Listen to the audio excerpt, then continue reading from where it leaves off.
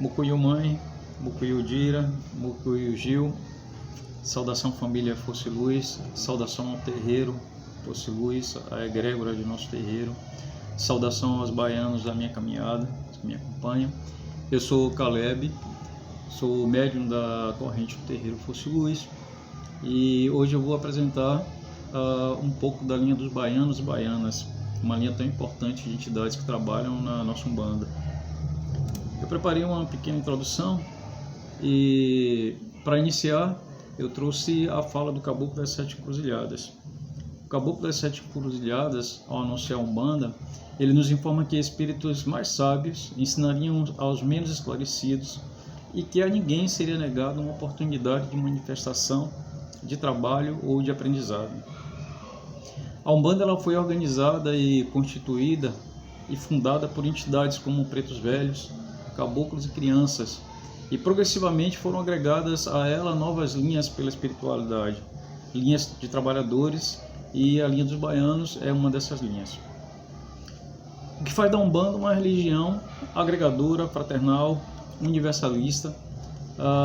A espiritualidade trouxe então seu fundamento e organização linhas de trabalhos espirituais que foram cada vez mais associadas a arquétipos exclusivos do povo brasileiro. No caso dos baianos, na Umbanda, eles representam a imagem do povo sofrido do Nordeste, sejam do sertão, sejam do agreste, sejam da zona da mata, que em meio a tantas dificuldades não perderam a fé, foram vítimas de preconceito e ainda são na atualidade. A espiritualidade, através da Umbanda, ela vem desmanchando e desconstruindo os preconceitos e elevando a estima desse povo e também dessa nação. Segundo Souza, em seu livro, ele fala que os baianos em suas vidas anteriores foram nordestinos pobres, retirantes, pais e mães de santo do candomblé, macumbeiros.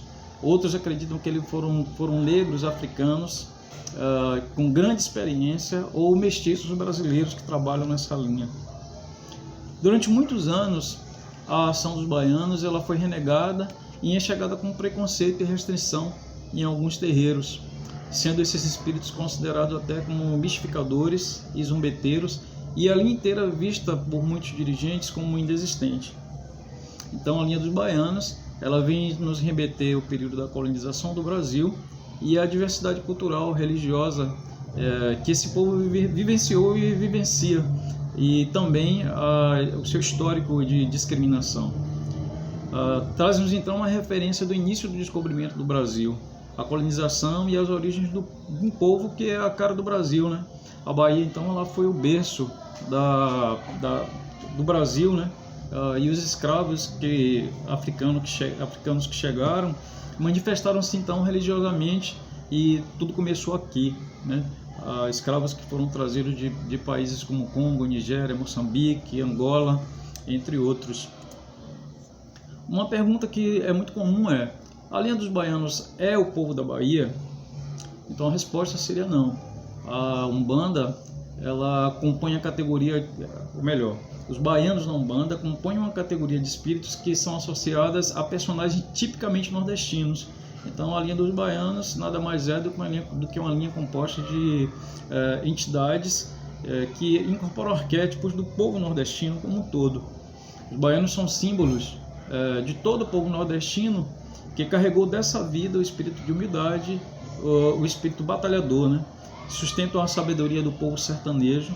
Receberam esse nome não por causa do estado da Bahia, mas porque foi a partir daí que o país ele ganhou a sua atual identidade tão diversa.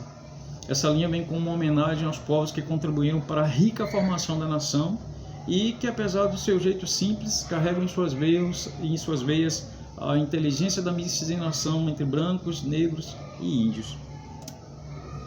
Algumas características da linha dos baianos: eles podem assumir várias facetas, o subalterno da metrópole, aquele resistente às dificuldades, podem vir como figuras mansas, tranquilas, pacientes, que só bebem água de coco e fumam.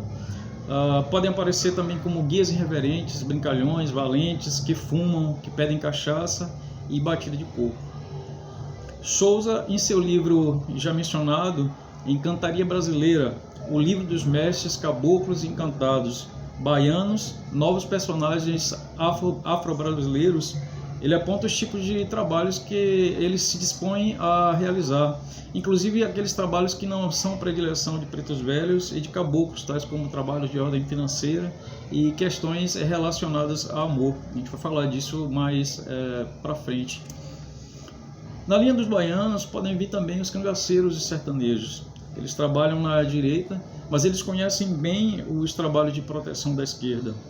Eles são entendidos por alguns autores como uma linha intermediária, porque é como se eles estivessem situados entre o polo celestial das crianças, caboclos e pretos velhos à direita, e do polo da esquerda dos Exus e pombagiras, sendo que, em particular, o cangaceiro ele pode transitar entre esses de maneira mais explícita. Na verdade, é uma linha da direita, mas que eles conhecem muito bem os trabalhos da esquerda e eles podem então trabalhar junto aos Exus em alguns trabalhos. Ao revelar o seu caráter flexível e sua possibilidade de ginga, né, entre as diferentes esferas do trabalho na Umbanda, alguns espíritos baianos apresentam-se mais próximos à direita, tipificados pelo trabalho da figura do benzedor, né, aqueles espíritos baianos benzedores, ou outros que estão mais próximos do trabalho da esquerda, que são os cangaceiros e jagunços. São descritos como o desdobramento do preto velho, qualificados por alguns como pretos jovens ou os mulatos. Encontramos então no baiano, não só o preto jovem, né, mas a roupagem arquetípica do mestiço, do mulato e do imigrante que trabalham nessa linha. Eles adoram contar causos, né, narrativas marcadas por dificuldades e superações. Eles possuem um linguajar simples e muito fácil de compreender, possuem sotaque nordestino, podem falar em tom grosso com consulentes e com seus médios, quando eles querem dar um puxão de orelha e aconselhar mais rispidamente. Alguns outros aspectos mais típicos associados a essa linha são a alegria, a festa, a malandragem, o sotaque baiano, a ginga do corpo, o chachado, muito presente nos sertanejos, a postura ereta, porém ereta, mas descontraída. A baianidade aparece nas giras, nos terreiros, em forma de dança, ritmo, cores, sons, sabores e utensílios que todos próprios dessa linha. Também na forma do estilo linguístico, né, nos seus enredos que compõem as suas narrativas. Trazem em si a inscrição no corpo, a marca vivencial do nordestino, sendo identificados por seus apetrechos e por seus alimentos utilizados nos seus trabalhos. Vamos aprender então alguns desses alimentos, oferendas e elementos. Como ferramentas, eles trazem o berimbau, o chapéu de couro, o chapéu de palha, fitas, búzios, dendês, cigarro de palha, vela amarela, peixeira, facões, é muito comum, colher de pau, balaio, o coité, a cabaça, o candeeiro, o búzio, o berimbau, as pembas, entre outros. Como bebida, é muito comum essas entidades trabalharem com batida de coco, com água de coco, com cerveja, com água ardente, com água de coco misturada com pinga, mel e canela. As comidas mais comuns: cocada, pé de moleque, carne seca, pimenta, mandioca, farofa de feijão preto ou farofa com feijão preto, mandioca, rapadura, comidas com dendê e inhame. As frutas mais preferidas são caju, a banana, umbu, a pitanga e o coco. As sementes: coquinho, olho de boi e olho de cabra. As pedras mais comuns nos trabalhos são a pedra de enxofre e a bauxita. E as flores mais utilizadas são a margarida, a palma e o crisântemo. A saudação à linha dos baianos: salve o povo da Bahia, ou é da Bahia, são saudações muito comuns. A regência dessa linha está no trono da lei e da fé, regidos por Yansan e por Oxalá respectivamente, mas também eles estão interligados a todo o trono sagrado, trabalhando nas irradiações de todos os orixás. As suas cores são o amarelo, o branco e o vermelho, e o ponto de força dessa linha são as pedreiras, os espaços abertos, as campinas e os pés de coqueiros.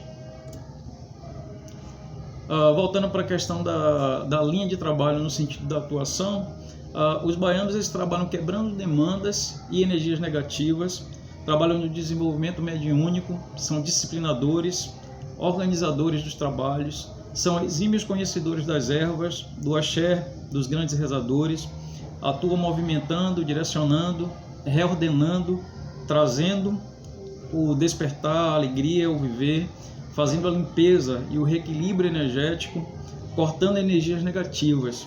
O baiano ele trabalha também no encaminhamento emocional, como a gente já falou lá no início, cura desequilíbrios emocionais, são ótimos doutrinadores, consoladores por excelência, e eles têm o poder da palavra que transforma o coração de muitos.